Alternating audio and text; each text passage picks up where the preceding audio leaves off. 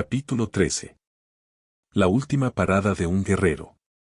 Domingo, 28 de enero de 1962. A eso de las 10 de la mañana don Juan entró en su casa. Había salido al romper el alba. Lo saludé. Chasqueó la lengua y, en son de guasa, me dio la mano y me saludó ceremoniosamente. Vamos a ir a un viajecito, dijo. Vas a llevarnos a un sitio muy especial en busca de poder. Desplegó 2 redes portadoras y puso en cada una 2 guajas llenos de comida, las ató con un mecate y me entregó una de ellas. Viajamos sin prisa hacia el norte y, al cabo de unos 600 kilómetros dejamos la carretera panamericana y tomamos un camino de grava hacia el oeste. Mi coche parecía haber sido el único vehículo en la carretera durante varias horas. Mientras seguíamos adelante advertí que no podía ver por el parabrisas. Me esforcé desesperadamente por mirar los alrededores, pero estaba demasiado oscuro y el parabrisas se hallaba cubierto de polvo y de insectos aplastados. Dije a don Juan que debía detenerme para limpiar mi parabrisas. Me ordenó seguir adelante aunque tuviera que ir a 2 kilómetros por hora, sacando la cabeza por la ventanilla para ver adelante. Dijo que no podíamos detenernos hasta alcanzar nuestro destino. En cierto sitio me indicó doblar a la derecha. Estaba tan oscuro y había tanto polvo que ni los faros eran mucha ayuda. Me salí del camino con gran nerviosismo. Tenía miedo de atascarme, pero la tierra estaba apretada. Manejé unos 100 metros a la menor velocidad posible, sosteniendo la puerta abierta para mirar hacia afuera. Por fin, don Juan me dijo que parara. Añadió que me había estacionado justamente detrás de una roca enorme que ocultaría mi coche a la vista. Bajé del auto y me puse a caminar, guiado por los faros. Quería examinar el entorno porque no tenía idea de dónde estaba. Pero don Juan apagó las luces. Dijo muy alto que no había tiempo que perder, que cerrara mi coche para que nos pusiéramos en marcha. Me entregó mi red con guajas. Estaba tan oscuro que tropecé y estuve a punto de dejarlas caer. En tono firme y suave, don Juan me ordenó tomar asiento hasta que mis ojos se acostumbraran a la oscuridad. Pero mis ojos no eran el problema. Ya fuera del coche, podía ver bastante bien. Lo malo era un nerviosismo peculiar que me hacía actuar como si estuviese distraído. Veía todo nada más por encima. ¿A dónde vamos?, pregunté. Vamos a caminar en completa oscuridad a un sitio especial, dijo. ¿Para qué? Para saber de cierto si eres o no capaz de seguir cazando poder. Le pregunté si lo que proponía era una prueba y si, en caso de que no la pasara, seguiría hablándome y diciéndome de su conocimiento. Escuchó sin interrumpir. Dijo que lo que hacíamos no era una prueba, que estábamos esperando una señal, y si la señal no llegaba, la conclusión sería que yo no había tenido éxito en mi cacería de poder, en cuyo caso me vería libre de cualquier imposición futura y podría hacer todo lo estúpido que me viniese en gana. Dijo que, sin importar lo que pasara, él era mi amigo y siempre me hablaría. De algún modo, yo sabía que iba a fallar. La señal no vendrá, dije en broma. Lo sé. Tengo un poquito de poder.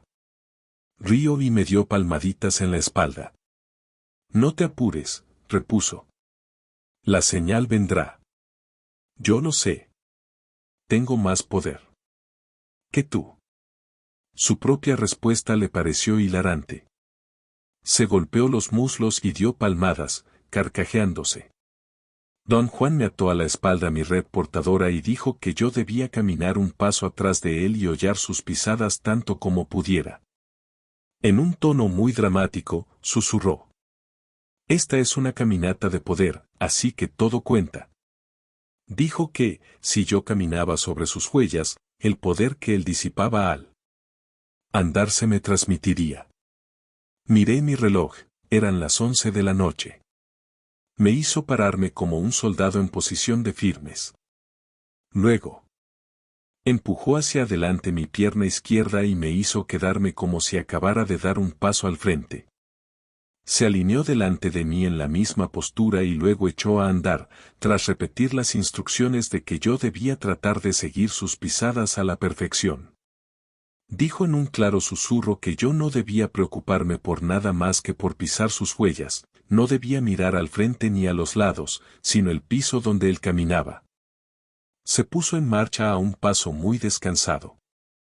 No tuve ningún problema para seguirlo, el terreno era relativamente duro. Durante unos 30 metros mantuve su paso y seguí perfectamente sus pisadas, luego volví la cara un instante y cuando me di cuenta ya había chocado con él.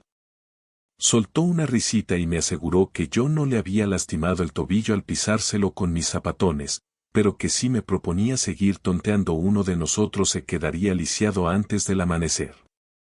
Dijo, riendo, en una voz muy baja pero firme, que no tenía intención de lastimarse a causa de mi estupidez y falta de concentración, y que si lo pisaba de nuevo yo tendría que caminar descalzo.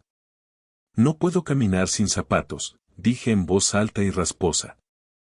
Don Juan se dobló de risa y tuvimos que esperar hasta que le pasó el acceso. Me aseguró nuevamente que hablaba en serio. Íbamos en un viaje para calar poder, y las cosas tenían que ser perfectas. La idea de caminar descalzo en el desierto me asustaba más allá de lo verosímil. Don Juan hizo el chiste de que mi familia era sin duda de aquellos granjeros que no se quitan los zapatos ni para dormir. Tenía razón, desde luego. Yo nunca había andado descalzo, y caminar sin zapatos en el desierto habría sido suicida para mí. Este desierto resuma poder, me susurró don Juan al oído. No hay tiempo para cortedades. Echamos a andar de nuevo. Don Juan mantuvo un paso calmado. Tras un rato advertí que habíamos dejado el terreno duro y caminábamos sobre arena suave. Los pies de don Juan se hundían en ella y dejaban huellas profundas. Caminamos durante horas antes de que don Juan se detuviera. No lo hizo repentinamente, primero me advirtió que iba a pararse, para que no chocara yo con él. El terreno era duro de nuevo, y al parecer subíamos una pendiente. Don Juan dijo que, si yo necesitaba ir al matorral, lo hiciese, porque de allí en adelante nos quedaba un buen trecho sin una sola pausa. Miré mi reloj, era la 1. Tras un descanso de 10 o 15 minutos, don Juan me hizo alinearme tras él y nos pusimos otra vez en marcha. Tenía razón, fue un trecho enorme. Jamás había hecho yo algo que requiriera tal concentración. El paso de don Juan era tan rápido, y la tensión de vigilar cada pisada alcanzó tales alturas, que en determinado momento ya no me era posible sentir que caminaba.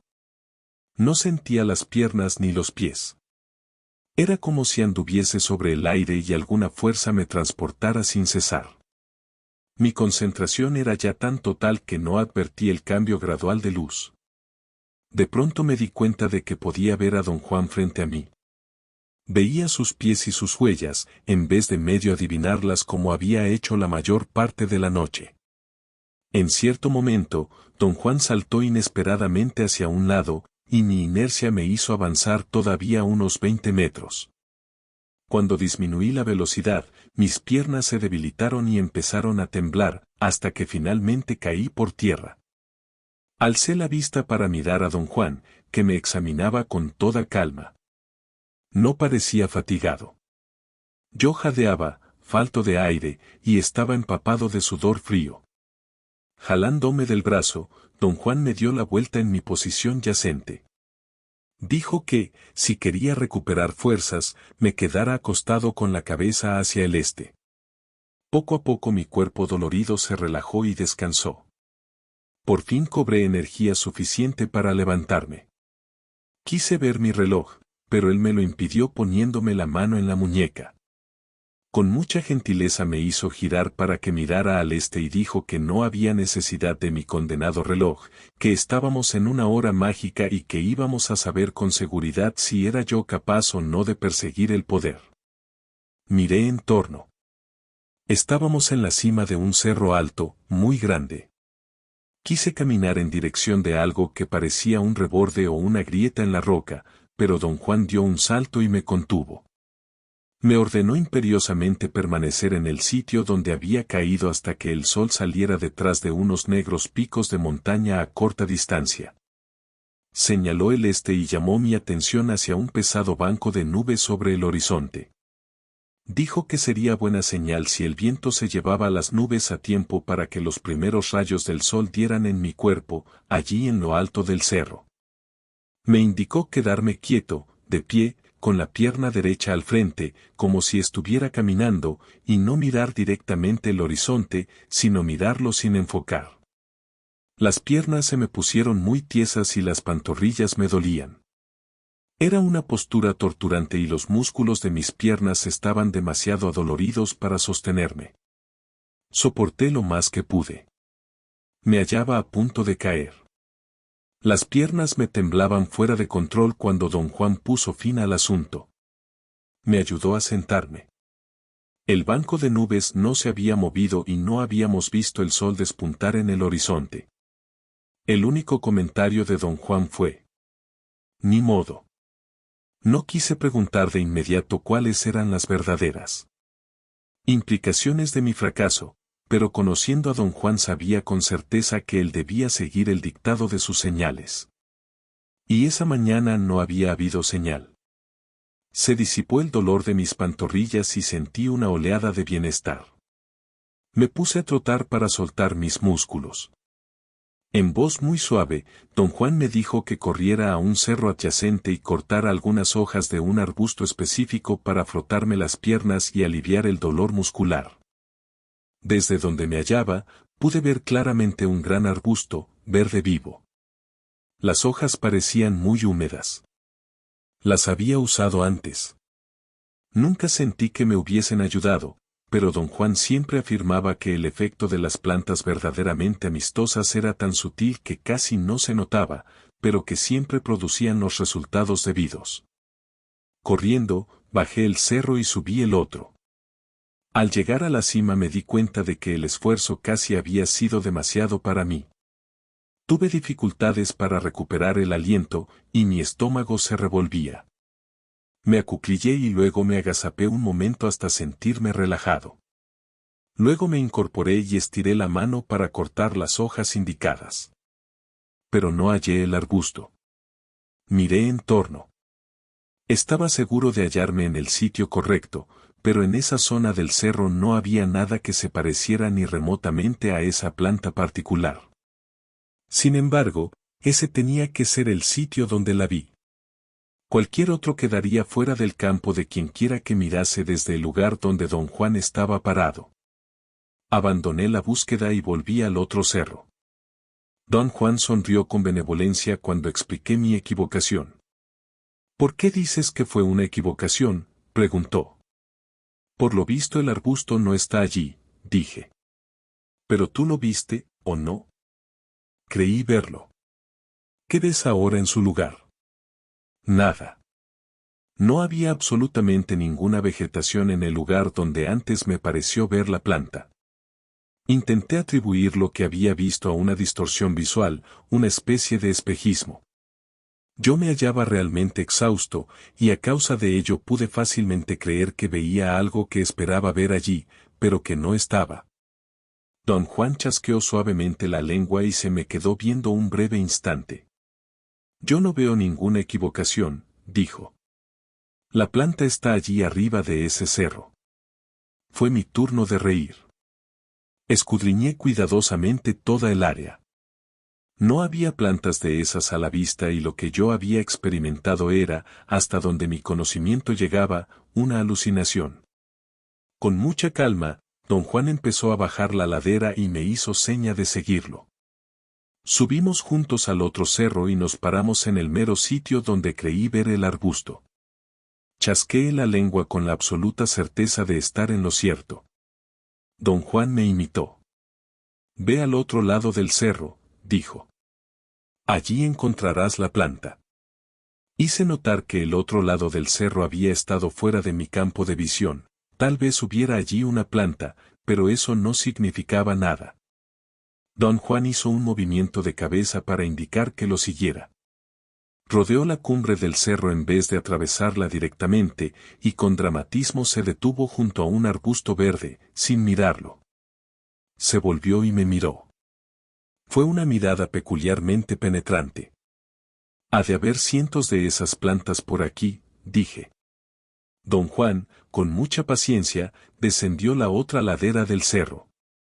Conmigo en pos suyo. Buscamos en todas partes un arbusto similar. Pero no había ninguno a la vista. Cubrimos cosa de medio kilómetro antes de encontrar otra planta. Sin decir palabra, don Juan me guió de regreso al primer cerro. Estuvimos en él un momento y luego me llevó a otra excursión, pero en dirección opuesta. Recorrimos con minuciosidad el área y hallamos otros 2 arbustos, como a 1,5 kilómetros de distancia. Habían crecido juntos y resaltaban como un parche de verde vívido e intenso, más lozano que todos los otros arbustos en torno. Don Juan me miró con expresión de seriedad. Yo no sabía qué pensar del asunto. Esta es una señal muy extraña, dijo. Regresamos a la cima del primer cerro, dando un amplio rodeo para llegar desde una nueva dirección. Don Juan parecía estar haciendo lo posible por demostrarme que había muy pocas plantas de esas en los alrededores. No encontramos ninguna otra en nuestro camino. Después de subir al cerro, nos sentamos en silencio total. Don Juan desató sus guajas. Te sentirás mejor después de comer, dijo. No podía ocultar su regocijo. Lucía una sonrisa de oreja a oreja al darme palmaditas en la cabeza. Yo me sentía desorientado. Los nuevos acontecimientos eran inquietantes, pero me hallaba demasiado hambriento y cansado para meditar realmente en ellos. Después de comer tuve mucho sueño. Don Juan me instó a usar la técnica de mirar sin enfocar para descubrir un sitio apropiado para dormir en el cerro donde vi el arbusto. Elegí uno. Don Juan recogió las hojas secas del sitio e hizo con ellas un círculo del tamaño de mi cuerpo. Con mucha gentileza, jaló unas ramas tiernas de los arbustos y barrió el área dentro del círculo. Solo hizo la mímica de barrer, no tocó el suelo con las ramas. Luego juntó todas las piedras que había dentro del círculo y las puso en el centro, después de dividirlas meticulosamente, por tamaño, en 2 montones de igual cantidad. ¿Qué va a hacer usted con esas piedras?, pregunté. No son piedras, dijo. Son cuerdas. Van a mantener suspendido tu sitio. Tomó las rocas más pequeñas y marcó con ellas la circunferencia del círculo. Igualó las distancias entre ellas y con ayuda de una vara aseguró firmemente cada piedra en el suelo, como haría un albañil. No me dejó entrar en el círculo, me dijo que caminara en torno y viera lo que él estaba haciendo. Contó 18 rocas, siguiendo una dirección contraria a las manecillas del reloj. Ahora corre al pie del cerro y espera, dijo. Y yo me asomaré desde la orilla para ver si estás parado donde debes. ¿Qué va usted a hacer? Te voy a tirar estas cuerdas una por una, dijo señalando el montón de piedras más grandes. Y tú tienes que ponerlas en el suelo, en el sitio que te indique, del mismo modo que yo he puesto las otras. Tienes que tener una cautela infinita. Cuando uno maneja poder, hay que ser perfecto. Los errores son mortales aquí. Cada una de estas es una cuerda que podría matarnos si la dejamos suelta por ahí, con que simple y sencillamente no puedes cometer errores. Debes clavar la vista en el sitio donde yo tire la cuerda. Si te distraes con cualquier cosa, la cuerda se convertirá en una piedra común y corriente y no podrás distinguirla de las otras piedras ahí tiradas. Sugerí que sería más fácil que yo bajara las cuerdas, una por una. Don Juan rió y meneó la cabeza en sentido negativo. Estas son cuerdas, insistió. Y yo tengo que tirarlas y tú tienes que recogerlas. Llevó horas cumplir la tarea. El grado de concentración necesario era sumamente arduo. En cada ocasión, don Juan me recordaba que estuviera atento y enfocase la mirada. Tenía razón en hacerlo. Discernir una piedra específica que se precipitaba cuesta abajo, empujando otras piedras en su camino, era en verdad cosa de locos. Cuando hube cerrado completamente el círculo y subido a la cima, me sentía a punto de caer muerto. Don Juan había acolchonado el círculo con ramas pequeñas. Me dio unas hojas y me dijo que las pusiera dentro de mis pantalones, contra la piel de la región umbilical. Dijo que me darían calor y que no necesitaría cobija para dormir. Me desplomé dentro del círculo. Las ramas formaban un lecho bastante blando, y me dormí en el acto. Atardecía cuando desperté. Estaba nublado y hacía viento. Las nubes sobre mi cabeza eran cúmulos compactos, pero hacia el oeste había cirros delgados y el sol bañaba la tierra de tiempo en tiempo. El sueño me había renovado. Me sentía vigoroso y feliz. El viento no me molestaba. No tenía frío. Alcé la cabeza apoyándola en los brazos y miré alrededor. No me había dado cuenta, pero el cerro era bastante alto. El paisaje hacia el oeste era impresionante. Veía yo una vasta área de montes bajos y luego el desierto. Había una cordillera de picos café oscuro hacia el norte y el este, y en dirección sur una extensión interminable de tierra y cerros y distantes montañas azules. Tomé asiento. Don Juan no estaba a la vista. Tuve un repentino ataque de miedo. Pensé que tal vez me había dejado allí solo, y yo no sabía cómo volver a mi coche. Volví a acostarme en el colchón de ramas y, curiosamente, se disipó mi aprensión. Nuevamente experimenté un sentimiento de quietud, un exquisito bienestar. Era una sensación extremadamente nueva para mí, mis pensamientos parecían haber sido desconectados. Era feliz. Me sentía sano. Una efervescencia muy tranquila me llenaba. Un viento suave soplaba del oeste y barría todo mi cuerpo sin darme frío. Lo sentía en la cara y en torno a los oídos, como una suave ola de agua tibia que me bañaba y luego retrocedía y volvía a bañarme. Era un extraño estado de ser, sin paralelo en mi agitada y dislocada vida. Empecé a llorar, no por tristeza ni autocompasión sino a causa de una alegría inefable, inexplicable. Quería quedarme para siempre en ese sitio y tal vez allí seguiría si don Juan no hubiera llegado a sacarme de un tirón. Ya descansaste bastante, dijo al jalarme para que me incorporara. Me llevó muy calmadamente a caminar por la periferia de la cima. Caminamos despacio y en silencio completo. Él parecía interesado en hacerme observar el paisaje en torno. Señalaba nubes o montañas con un movimiento de los ojos o de la barbilla. El paisaje de atardecer era espléndido. Evocaba en mis sensaciones de reverencia y desesperanza. Me recordaba escenas vistas en la niñez. Trepamos a la parte más alta del cerro, una punta de roca ígnea, y nos sentamos cómodamente de espaldas contra la roca, mirando al sur. La extensión interminable de tierra que se veía en esa dirección era en verdad majestuosa. Graba todo esto en tu memoria, me susurró don Juan al oído. Este sitio es tuyo. Esta mañana viste, y esa fue la señal. Encontraste este sitio viendo. La señal fue inesperada, pero se presentó. Vas a cazar poder, te guste o no. No es una decisión humana, no es tuya ni mía. Ahora, hablando con propiedad, este cerro es tu lugar, tu querencia, todo lo que te rodea está bajo tu cuidado. Debes cuidar todo lo de aquí y todo, a su vez, te cuidará. En son de broma le pregunté si todo era mío. Dijo sí en un tono muy serio. Riendo, le dije que lo que hacíamos me recordaba la historia de cómo los españoles que conquistaron el Nuevo Mundo dividieron la tierra en nombre de su rey. Solían trepar a la cima de una montaña y reclamar toda la tierra que podían ver en cualquier dirección específica. Esa es una buena idea, dijo. Voy a darte toda la tierra que puedes ver, no en una dirección sino en todo tu alrededor. Se puso en pie y señaló con la mano extendida, girando el cuerpo para cubrir un círculo completo. Toda esta tierra es tuya, dijo. Reí con fuerza. Él soltó una risita y preguntó. ¿Por qué no? ¿Por qué no puedo darte esta tierra? No es usted el dueño, dije. ¿Y qué?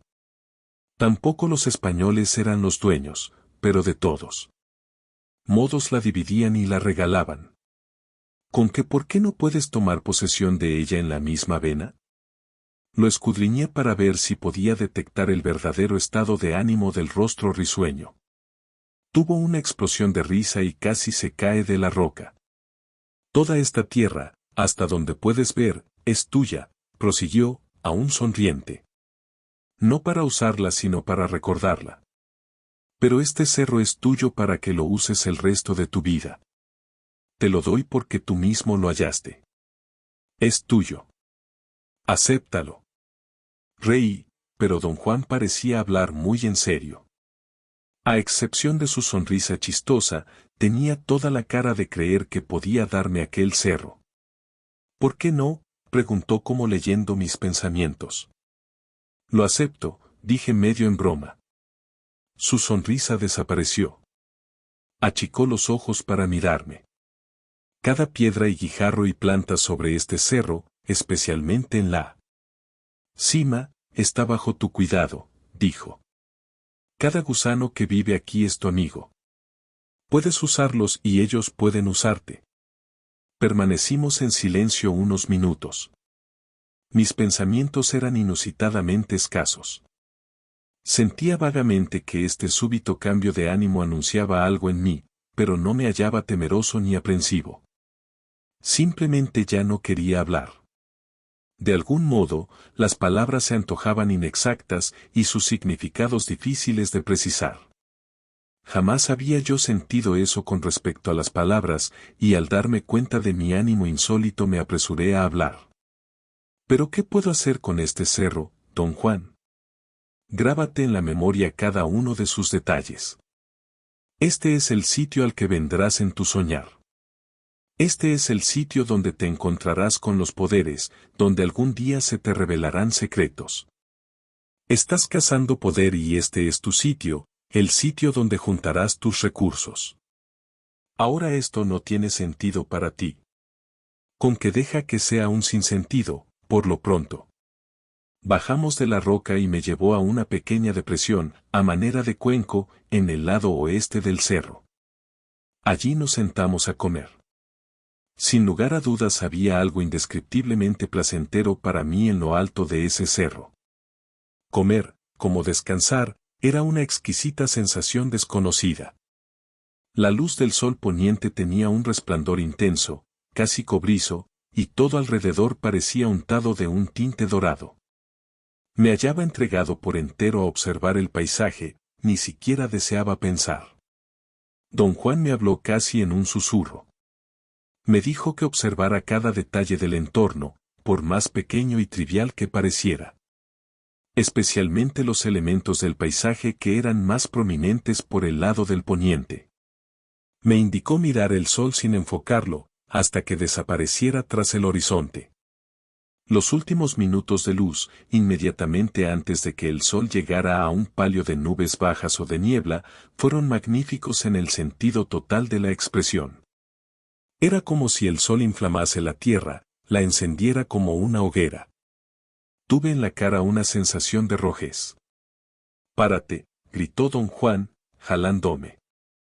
Se apartó de un salto y me ordenó, en tono imperativo pero urgente, trotar en el sitio donde me hallaba de pie. Mientras corría sin avanzar, empecé a sentir una calidez invadir mi cuerpo. Era una calidez cobriza. La sentía en el paladar y en el techo de los ojos. Era como si la parte superior de mi cabeza ardiese en un fuego fresco que irradiaba algo así como un brillo de cobre. Algo dentro de mí me hizo trotar más y más rápido conforme el sol empezaba a desaparecer. En determinado momento me sentí en verdad tan ligero que hubiera podido volar. Don Juan asió con mucha firmeza mi muñeca derecha. La sensación causada por la presión de su mano me devolvió un sentido de sobriedad y compostura. Me dejé caer en el suelo y él se sentó junto a mí. Tras unos minutos de reposo se puso calladamente en pie, me tocó el hombro y me hizo seña de seguirlo. Volvimos a escalar hasta la punta de roca ígnea donde habíamos estado antes. La roca nos escudaba del viento frío. Don Juan rompió el silencio. Fue una estupenda señal, dijo. ¡Qué extraño! Sucedió al terminar el día. Tú y yo somos muy distintos. Tú eres más criatura de la noche. Yo prefiero el brillo joven de la mañana. O mejor dicho, el brillo del sol matutino me busca, pero de ti se esconde. En cambio, el sol poniente te bañó. Sus llamas te abrazaron sin quemarte. ¡Qué extraño! ¿Por qué es extraño? Nunca lo había visto pasar. La señal, cuando sucede, ha sido siempre en el reino del sol joven. ¿Por qué es así, don Juan? No es hora de hablar de eso, repuso, cortante. El conocimiento es poder. Toma mucho tiempo juntar el poder suficiente incluso para hablar de él. Traté de insistir, pero él cambió de tema abruptamente. Inquirió sobre mi progreso en soñar.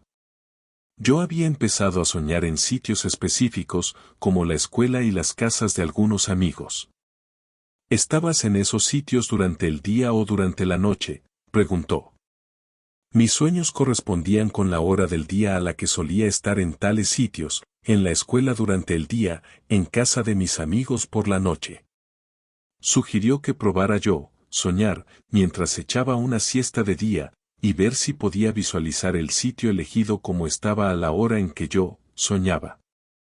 Si yo soñaba de noche, mis visiones del local debían ser nocturnas. Dijo que lo que uno experimenta al soñar debe ser congruente con la hora en que el soñar tiene lugar, de otra forma las visiones que uno tenga no serán soñar, sino sueños comunes. Para ayudarte debías escoger un objeto determinado que pertenezca al sitio donde quieres ir y enfocar en él tu atención, prosiguió. En este cerro, por ejemplo, tienes ya una planta determinada que debes observar hasta que tenga un lugar en tu memoria. Puedes regresar aquí en tu soñar simplemente recordando esa planta, o recordando esta roca donde estamos sentados, o recordando cualquier otra cosa de aquí. Es más fácil viajar al soñar cuando puedes enfocarte en un sitio de poder, como este. Pero si no quieres venir aquí puedes usar cualquier otro sitio. A lo mejor la escuela donde vas es para ti un sitio de poder. Úsalo. Enfoca tu atención en cualquier objeto de allí, y luego encuéntralo al soñar. Del objeto específico que recuerdes, debes volver a tus manos, y luego a otro objeto y así sucesivamente. Pero ahora debes enfocar la atención en todo lo que existe encima de este cerro, porque este es el sitio más importante de tu vida. Me miró como sondeando el efecto de sus palabras. Este es el sitio en que morirás, dijo con voz suave. Me moví con nerviosismo, cambiando de postura, y él sonrió.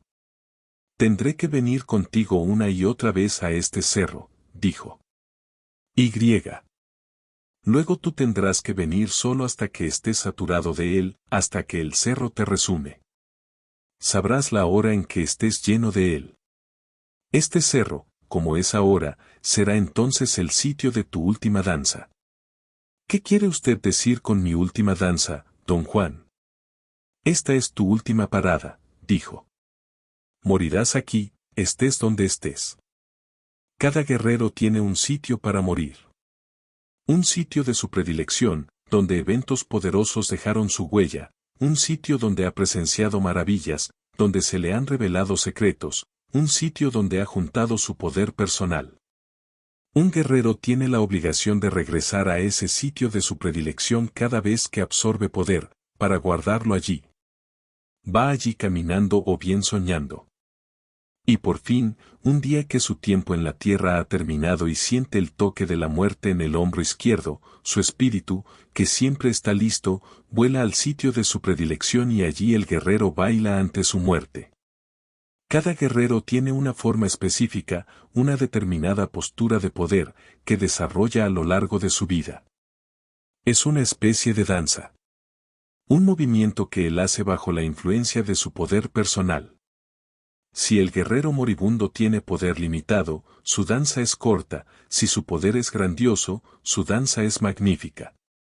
Pero ya sea su poder pequeño o magnífico, la muerte debe pararse a presenciar su última parada sobre la tierra. La muerte no puede llevarse al guerrero que cuenta por última vez la labor de su vida hasta que haya acabado su danza. Las palabras de don Juan me dieron un escalofrío. El silencio, el crepúsculo, el espléndido paisaje, todo parecía haber sido colocado allí como tramoya para la imagen de la última danza de poder de un guerrero. ¿Puede usted enseñarme esa danza aunque no sea yo guerrero?, pregunté. Todo hombre que caza poder tiene que aprender esa danza, repuso. Pero no te la puedo enseñar ahora. Tal vez tengas pronto un adversario que valga la pena y entonces te enseñaré el primer movimiento de poder. Tú mismo debes añadir los otros conforme sigas viviendo. Cada movimiento debe adquirirse durante una lucha de poder. Así que, hablando con propiedad, la postura, la forma de un guerrero, es la historia de su vida, una danza que crece conforme él crece en poder personal. ¿De veras se para la muerte a ver bailar al guerrero? Un guerrero no es más que un hombre. Un hombre humilde. No puede cambiar los designios de su muerte. Pero su espíritu impecable, que ha juntado poder tras penalidades enormes, puede ciertamente detener a su muerte un momento lo bastante largo para permitirle regocijarse por última vez en el recuerdo de su poder. Podemos decir que ese es un gesto que la muerte tiene con quienes poseen un espíritu impecable. Experimenté una angustia avasalladora y hablé solo por aliviarla. Le pregunté si había conocido guerreros que murieron y en qué forma su última danza había afectado su morir. Ya párale, dijo con sequedad. Morir es algo monumental. Es algo mucho más que estirar la pata y ponerte tieso. ¿Bailaré yo también ante mi muerte, don Juan? Sin duda. Estás cazando poder personal aunque todavía no vivas como guerrero. Hoy el sol te dio una señal. Lo mejor que produzcas en el trabajo de tu vida se hará al final del día. Por lo visto no te gusta el joven resplandor de la luz temprana. Viajar en la mañana no te llama la atención. Pero tu gusto es el sol poniente, amarillo viejo y maduro. No te gusta el calor, te gusta el resplandor. Y así bailarás ante tu muerte, aquí, en la cima de este cerro, al acabar el día. Y en tu última danza dirás de tu lucha, de las batallas que has ganado y de las que has perdido, dirás de tus alegrías y desconciertos al encontrarte con el poder personal. Tu danza hablará de los secretos y las maravillas que has atesorado. Y tu muerte se sentará aquí a observarte. El sol poniente brillará sobre ti sin quemar, como lo hizo hoy. El viento será suave y dulce y tu cerro temblará. Al llegar al final de tu danza mirarás el sol, porque nunca volverás a verlo ni despierto ni soñando, y entonces tu muerte apuntará hacia el sur. Hacia la inmensidad.